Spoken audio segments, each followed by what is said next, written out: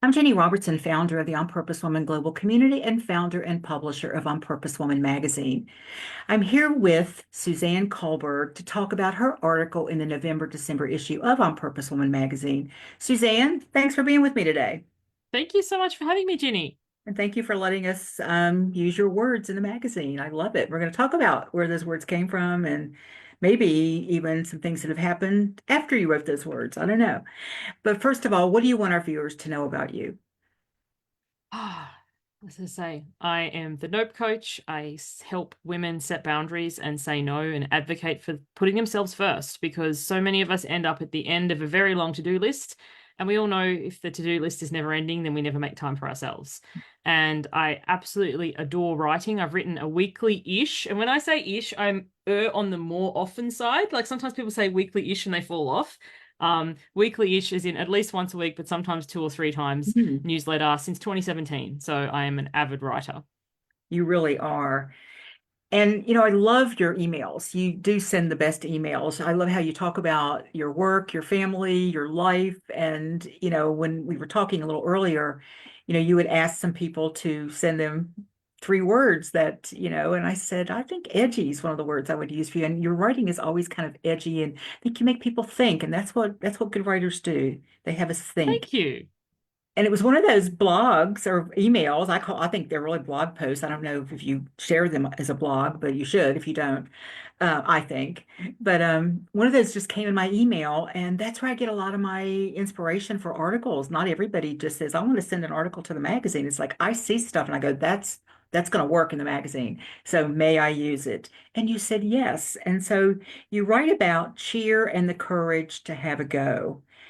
And so, what set the stage for us? What was going on?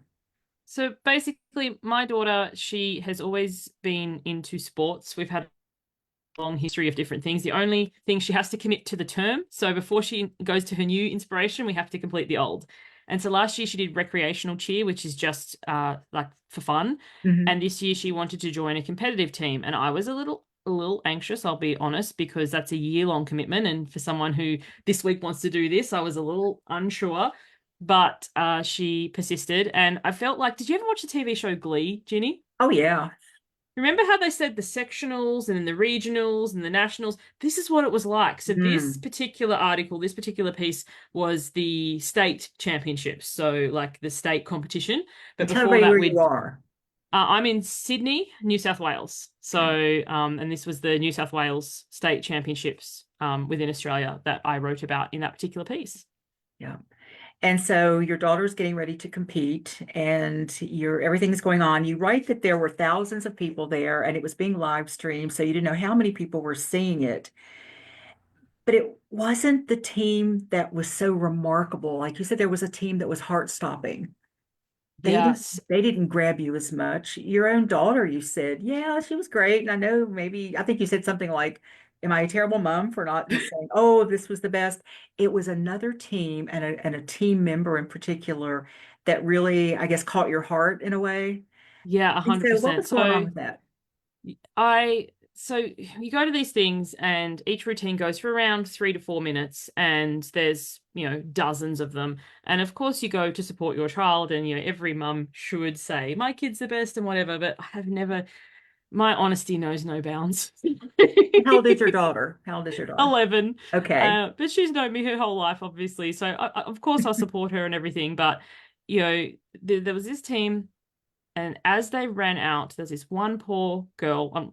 As in, I felt sorry for her because she tripped. Like she tripped at the very beginning, and I guess it just brought back memories of me, doing things in front of people and all the audience there, and you could hear like the collective gasp, and she just got up and kept going, and then the first like main stunt where they bring them up into the pyramid, she dropped her person, like not to the floor, no ambulance was required because that does happen. Fortunately, this event, nothing like that happened, but as in, like, she couldn't lift her, so they couldn't complete the stunt, which is immediately terrible marks. Yeah. And then when she went to turn her cartwheel, she literally fell, like she just slipped. And as I watched that kid, I thought I couldn't be more proud. The fact that she kept going. Like, how many of us would have just been like, I'm out.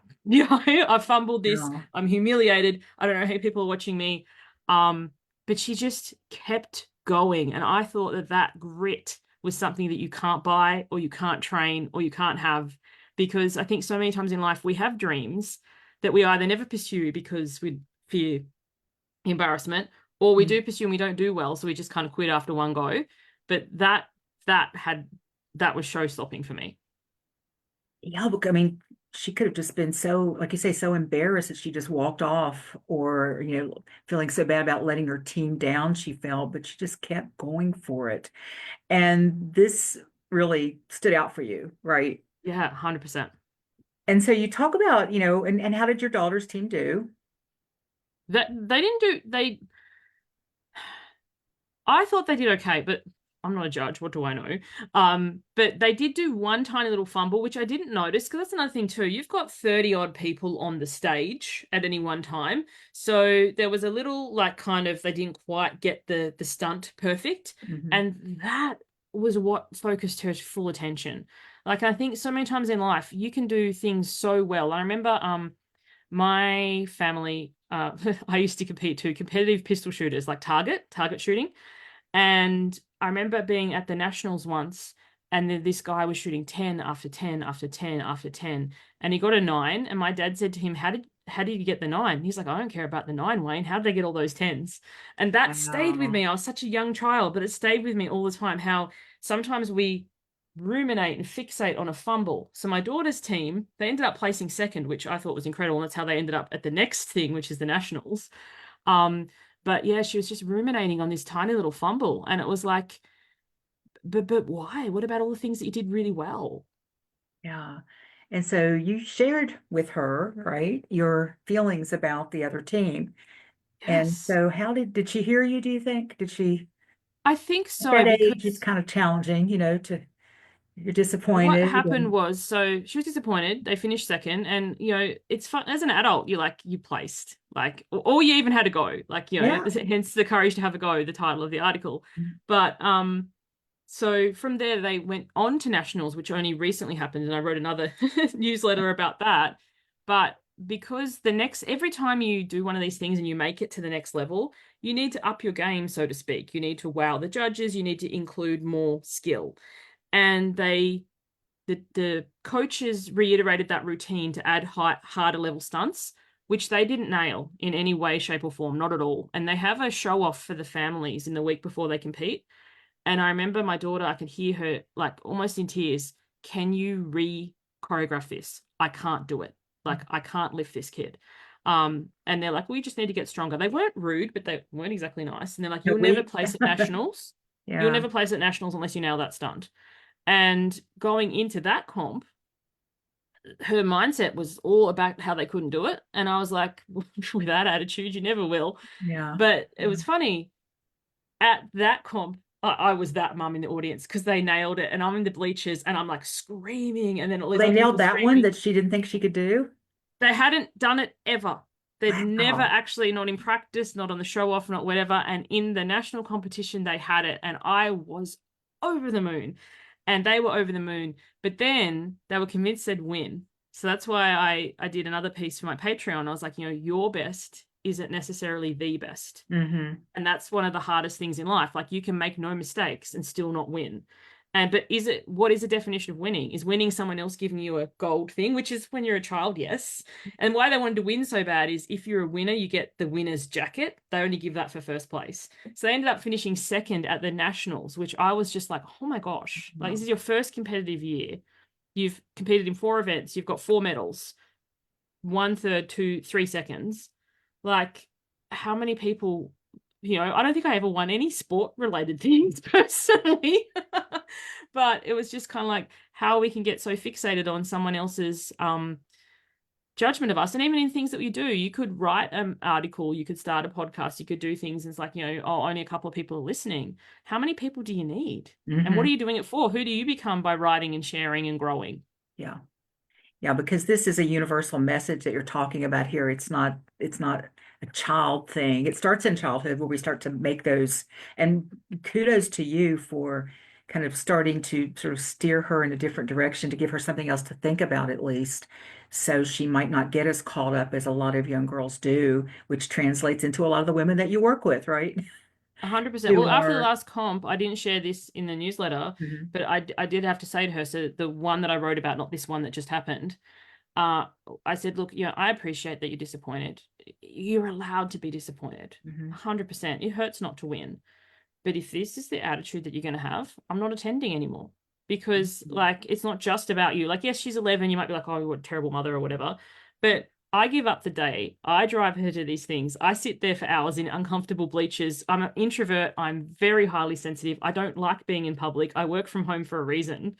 I'm not making it all about me, but it's like, if this is the attitude you're going to have, you can just get a lift with one of the other people, and I don't need to attend this. And that really shook her. And for this one that we just went to, she had a totally different attitude afterwards. Yes, she was disappointed, and we sat with that, but also it was kind of like we still had the best day. Like it was on, the competition was on the same time Coldplay, the band was on, like next door. So when we Really? came out, the crowd, like for me, I was literally having heart palpitations, like introverted, shy nature me with like literally thousands of people. I'm like, how do we get to the train? How do we get home? Like, and then this other little girl comes over to me and goes, Suzanne, I can't find my mum. And I just wanted to go, like, I don't care. Like, I was like, don't worry, honey, stay with me. I'll help you find her. And, I just wanted to get out of there, but I had to battle my own anxiety because I was like, I know what it's like. Can you imagine being all these people everywhere? And I thankfully had her mum's number and I rang her and she's like, you're outside? How did she get outside? I'm like, don't worry, I've got her. It's fine. So lots of other things get played out in these arena things, don't they? Lots of Yes, stuff your comes own up. stuff But comes up from when you were a yeah. kid and your parents didn't come or what your parents said. And whenever I go to a school event, I'm like, oh, I'm suddenly, 8 years old again. Sit still. Don't make, don't touch anyone. Be quiet. And I'm like, oh, and the conditioning that comes in, it's like, oh, I never liked this when I was a kid, and I sure as don't like it as an adult. It's so interesting. I wasn't planning on saying this, but I will now. I'm a new grandmother and the first time grandmother. And at my age, that's kind of late. My son's 44 and having his first child. And I'm just over the moon, of course, but I'm also feel so inept because I have not held a baby in 40 years. We don't have babies in our family. We don't have a lot of close family around, and there just hasn't been those opportunities. So I realized, and he's taking swimming lessons. He's not quite 4 months old. He's taking swimming lessons, and I was there on Sunday with him and with my daughter-in-law and him, and I was trying to help out after while she showered, and I haven't even changed his diaper yet. And so I'm trying to do this and I'm fumbling, and he's in that age where he's about ready to turn over and he's like twisting and bending, and I am feeling so inept. And yet I stay calm usually in those situations, and she's very patient. If my son had been there, he might have said, I'll do it, mom, or something. She just like kind of let me fumble and do it. But I was talking to a friend of mine later on the Zoom call, and I said, I realized later that I don't do a lot of things in my life anymore that I'm not really good at. I just don't. And Yes. isn't that interesting? I don't like this feeling because the same friend is also a new grandmother, but this is her fourth grandchild, and she comes in and stays for a little period of time, then she goes somewhere else, and so she's not with them all the time. And she says, you're a beginner. It's like I am a beginner and I like the idea of being a beginner, but I realize how I don't like the feeling of being a beginner. I think that's such a good point because just quickly about you guys call them diapers, we call them nappies. I Uh-huh. remember when my oldest was born, my family lives interstate, and I was on the phone to my mum crying and whatever, and she's like, "But you loved Barbies when you were a kid." I'm like, "Yeah, but Barbies did move. They were so still, they were easy to dress." She's like, "You spent hours dressing up your Barbies," and I was like, "Yeah, but they didn't flail around." They weren't afraid their arms would break if you bent them either. Like it's just this little guy's going Yes. like this, and I'm thinking, I can't force his arm into this thing. Yeah, there's 100%. But just your point is how we do tend to skip things that we're not immediately good at, depending on Mhm. the personality type. I'm one of them too. But as a child, when you're going through school or whatever, you get to a point where you get to choose the subjects you want to learn. And then, into adulthood, if something doesn't interest you, if I'm reading a book and I'm like, meh, I can put it down, unless I did book club or something, which, I don't. But Right, we have right. so much options that we don't necessarily have. And even, the assumption that people will support us or do things for us, we don't realize the great gift they're giving us, especially if it's something that doesn't interest them. So like my husband is going to an event like a conference in 2 weeks that he's presenting at. And he's like, can you listen to my speech? I'm like, sure. He's electrical engineer and he spoke for 45 minutes about synchronous condensers. That's all I took from it. Like, It's love, isn't it? but I was like, he's like, so what feedback have you got for me? And I'm like, perhaps put some less words on your slides, because it just looked crowded to me. But Hmm. like, he got the practice of presenting it to someone who, and I'm sure he'll have much more engaging people who know what he was actually talking about. Right. But yeah, it was funny. Yeah. It is. It's an interesting thing though. When I started to look at other areas of my life, and I thought, I'm going to take some more risks out here, and I don't think I have a fear of failure. And I really thought I had worked through all these things about looking foolish or all that stuff, but I think I'm so comfortable with what I'm good at, Yes. and I'm okay Yes. making mistakes in that, like when technology blows up and I might look inept. It's like, okay, that's, I'm good with that. So it's interesting. I'm going to dig into that a little bit deeper and see. And who knows, there may be some things that I want to try that I haven't done yet. So, and you're, Sometimes I think when I put something out, like, this could really bomb. Like, mhm, but something I ask myself always is, what's the best case scenario? What's the worst case scenario? And what's the most likely scenario? And if I can I handle the like worst that. case scenario, it's a go. So if I Yeah. put out a course, the best case scenario is like, it's the thing, it launches me. Woohoo, The worst case scenario, I used to say the worst case scenario is nobody buys it, but I actually honestly personally think the worst case scenario is like one person buys it, because then I have to negotiate, especially if it was something that was meant to be a group. Is it Yeah. going to be the same experience, all this sort of stuff? Like, but can I handle that? And what do I do? And what's the most likely scenario? And a lot of these things evolve and change over time. And you might have this great idea in your head, but then when you try and create it into something, it either that isn't the method of it, or it evolves along the way. So those three questions just change everything for me. Yeah. And I remember when I started asking that question, what's the worst thing that could happen? It's like, well, I'm not going to die. It's kind Yeah, of bottom really, line there. really. The I'm still worst going to be thing, you'd fine be later. embarrassed. Yeah. You'd be Yeah. embarrassed. You muck it up. Somebody has an opinion of you, but you can't control that anyway. Because Mhm. sometimes I don't know if you've ever done it, like, you do something for someone. I remember events, like I planned family events. It's like, this is going to be amazing. Like, one time we bought these tickets to this theme park. We drive all the way out there. I realized I left the tickets at home. Long story short, we ended up going to the beach. I was like, that the kids must think horrible things and whatever. They're like, this was the best day. We don't live near the water. So they loved it. So in my head, I had this theme park day planned out. We ended up with something else, but they loved it. So I think, sometimes you don't get to be the judge of other people. You never get to be the judge of other people's experiences. It's true. That is true. And also, what I've learned over the years is not to build such big final scenarios because I'm excellent at that. I have a great imagination and I can just decide how it's going to look and how this is going to be. And I'm never right, really, not 100%. And so it's just so much easier to, put it together, whatever we're doing, the best that we can, be comfortable with it, not perfect, comfortable, being ready Well, as a or, writer, and or I'm sure uncomfortable even a little bit, and then let it fall where it may, that kind of thing. So, yeah. a lot of people, when they write things, something that always helps me, if anyone, that's why you do it in a version two or a second edition or a third Hmm. edition. Like, the imperfect thing published and out there is so much better than the perfect thing that never leaves your desktop. No, isn't that So true? whenever I publish anything, I'm like, oh well, this is just my first edition. Yeah. Well, if you haven't seen it yet, I wrote an article in this issue of the magazine called "I'm Not a Writer," and it came from being in a free writing circle that a friend of mine does, the publisher of the book that I was talking about, and they were doing a free thing to get like a free fall, they called it, to get people, to see what it was like, and I don't do those kind of things, and I don't see myself as a writer because I don't write that much. But I'm a published author, which is so interesting because I had to write to be a published author. I have things in 4 different books, and I've written articles for my magazine a lot over the years, but I had this idea that I should have something in every issue. And so the first question that they asked was, the prompt is what I most love about writing is. And I'm sitting there going, I don't really love anything about writing because I don't even write, blah, blah, blah. And then this thing started coming, and it's like, well, okay, a question is, why is it such a challenge for me to find women to submit to the magazine? Aren't there a lot of people out there who write, blah, blah, blah, who know that they're writers? I'm not really a writer. They know they're writers.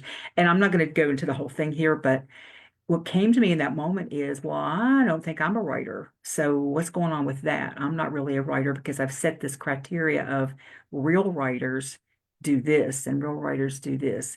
And then I had this memory from like 20 plus years ago of advice that I had given someone else in a workshop I was facilitating. And it was like, oh, whoever said that was really brilliant. I'm gonna have to listen to her from now on. But it was that whole idea is I'm not as good at it as I want to be.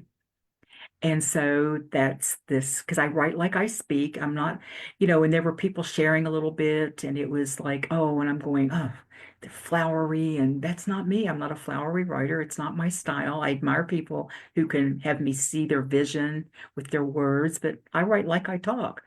It's like you're reading what I just said on stage, except, maybe a little more less impromptu or something.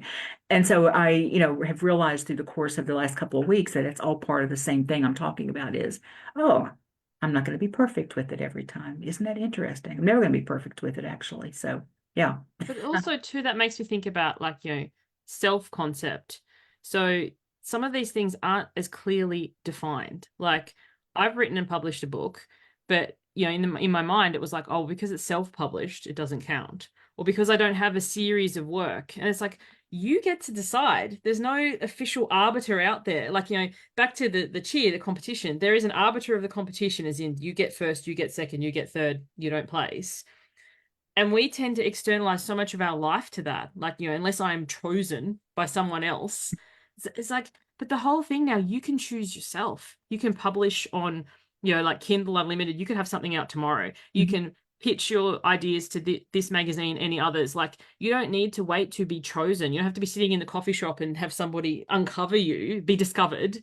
In almost any medium, you can start your own podcast, you can start your own radio channel, you can start your own TV, you can start your own newsletter blog. And I think, it's when we're waiting for other people to validate us that we lose, like, what are you doing it for? If it's for self-expression, then, that's part of it. And it all meals together, especially as you're building a business. Like if you've got no clients in your business and you've got a hobby, so that's a whole other Mhm. conversation. But I think sometimes we get so stuck on other people. Like someone recently, they wanted me to teach this podcasting thing in their group. And I said, oh, I don't think I'm experienced enough. Because back to your point, you're not a writer. She's like, Suzanne, you have a podcast with over 440 episodes or something. I don't know. She knew. I don't remember. And you've guested on like 150 and you don't think you've got enough experience for what I'm asking you to do. Good point. Do you know what Yeah, I yeah, mean? So it's like your point. It's like, oh, I'm not a writer. And it's like, well, hang on, just a minute, hold up. In your head, it's like, well, I need to write an article for every single edition to be a writer. Says who? exactly, exactly. It's those self-imposed, and the stories. And I was making up stories about everybody else in the circle. I knew some of them, but I didn't know some of them. And making up stories about, oh, I'm the only one here who is, and then other women started sharing in the chat. I just want to write. I've never really written. And, and it's like, oh, Ginny, you know that when you make up stuff, it's never the truth. It's just never the truth. But it was an interesting few moments of being kind of insecure. And I'm not used to that feeling. I'm not used to that feeling of like doubting myself a little bit. And Yeah. so that was real eye-opening. And at this stage of my life, also, it's not that I'm holding back because of fear of judgment or something. It's like, but I'm judging myself, and that's been interesting. So But the I knew we'd great bring this point back to around to that the article at some point, which thank you for doing that, by the way. is, I think the biggest point for this is often we don't even realize we're doing it.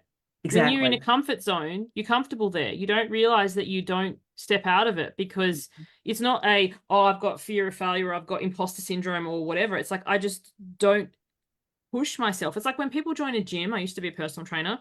If you join from couch potato and you are quite unfit, everything in the beginning is a gain.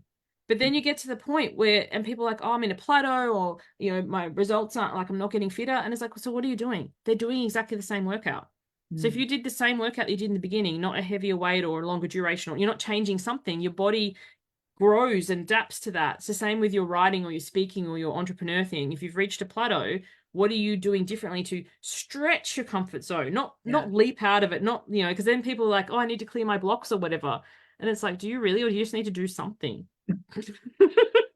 Yeah. Sometimes you have to do something to see if you even have blocks, right? It's like, Don't even Yeah, it's know, like you what's can't, stopping. nobody's knocking on my door. It's like nobody knocks on my door either. I go knock on people's doors and risk the rejection of them saying no, because really, what's the worst that can happen? They can say no. Then I just ask someone else. I think if we forget that, we're reminded of at school where you have to ask the teacher, like, can I go to the toilet? No, you have to hold till lunchtime. Oh Right. dear. You're an adult now. If you ask one person and they're not interested, then you make this story, as you're saying, story in Mhm. your head. Nobody wants my stuff. It's like, how Yeah. many people did you ask? One. How many people are this in the world? Like 8 billion. Yeah. Yeah. This is why you're so great at what you do. Just you're like kind of like a cheer coach yourself too, you know. You're just but I would be I that love harsh too. You're not going to place at nationals if you don't do the stunt. It's like no one's going to buy your thing if you don't risk the rejection of asking a bunch of people. yeah. Yeah, and you have to actually create your thing for somebody to buy it. It can't just be a nice idea in your Yes. head. So, yeah. And when I think back, and I'm sure you've had this experience of, I mean, I started this community, and I had no idea what I was doing. And I really didn't care. And I did make some mistakes. And I did, take advice that wasn't really the best advice for me. I think when I talked on your podcast, we talked about that a little bit. But I learned from every piece of it. And here I am, almost 25 years later, still doing this thing. And I knew how to do a magazine. I walked into my husband's office here at home one day and says, I think I want to do a magazine. He goes, how are you going to do that? I don't know. I'll figure it out as I go. 3 months And I think later, I that's did my first print, my the first point you printed make of it. there. Ask who you seek advice from. Because I think, my biggest gripe with the online business world right now is some people build a whole business to telling other people what to do, but they've never actually done it themselves. Like, I'm not saying you have to have done it. Like, coaching is, I could get going on this, but I've got a whole thread on my podcast called Questionable Business Practices. But it's Mm, like, have you had the courage to have a go, or are you taking advice from somebody who has never actually done it all themselves? Like, just open your email on any day and somebody will be there telling you they can get you the first page of Google or they can grow your YouTube to whatever. And then you go look up their channel and it has like 3 subscribers. So mhm. it's like, if you've done it for yourself first, great, let's talk. Yeah, But if you're just going to give me some cop out advice that you've just read on Google, well, why can I cut out the middleman? I can Google it myself. yeah. Such a great point. Great point. Well, Suzanne, how can our viewers learn more about you? Best place to head is to my website, suzanneculberg.com. It has basically it tells you where to go. I've got start here, everything page. You name it, I do it. I podcast, I write, I have a Patreon, I have and I've listed it out from free to paid. So you can go through there and have a whole sort of look. If you've got any questions or anything, go to my contact page, which is aptly said don't click because the rebels in the audience will get it, but otherwise it is in the footer. Send me a message that way. I don't do DMs. I don't really do social media. Sometimes I kind of thing, but like it's not my happy place, but I do love email. Hence I love writing. I was a pen pal, um, lover as a child. So send me an email and I will respond. Okay, great, great. And that information, when we get off of this live, that information will be in the text of this video. And let's see. Anything coming up you want to tell us about? Yes, I have networking. It's networking without schmooze with Laura and Suze because I do love a bit of rhyme. Mhm. And so it's for anyone. You don't need an elevator pitch. Don't panic. We don't go around the room and make you introduce yourself. I'm an introvert. That makes me want to die inside. I do ask that you have your camera on because it's kind of weird to network to like a blank screen. Mhm. But we will throw you a bone, as in give you a question. Usually it's just about life in general, and then we ease into the actual thing because most networkings, and you and I talked about this on my podcast, it's kind of like, will you throw the business card in the bin or will I? So it's not like that whole let's get down to business. Obviously, we do talk about that, but through the lens of let's make connection first, connect first, and then business later. And yeah, you can find that on my everything page. It'll be there. Okay. Networking without smooth. Everything's on my everything page because it's like a directory, and it Yeah. goes once a month and it's free.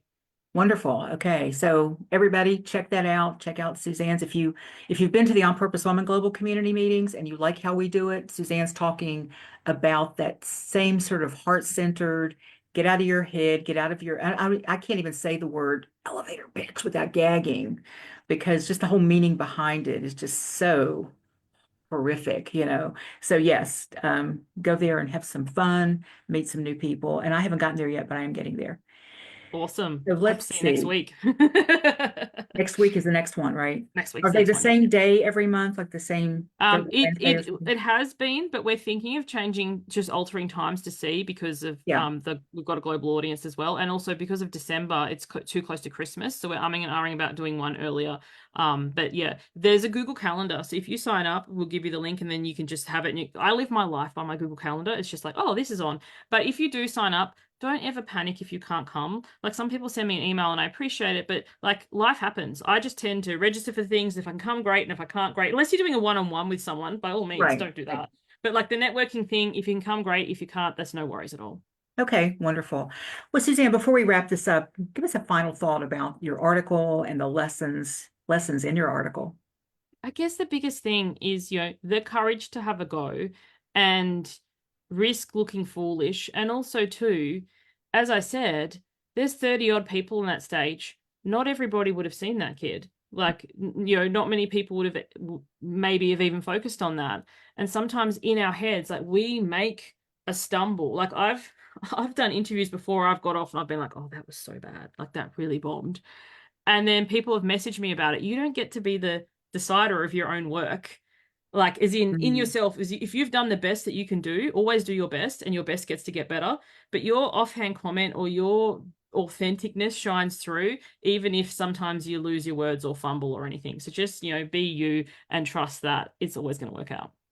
I love that. You don't get to be the decider of your own work. There's a t-shirt in there. I know you love t-shirts, so you might want to see about Yeah, putting what one have I of got? those together. I've got the right t-shirt for this show today. It's no words, but there's a dragon Oh, reading a that's book. great. That's great. I love that. I love that. So, Suzanne, thank you. I'm so glad our paths crossed at a networking event and that you've spoken for the group, you've written for the group. I look forward to having more of your words in the magazine going forward. And just thank you for sharing your energy, your insights, and your humor because I love all of it. Thank you so much. Thank you. Thank you for having me.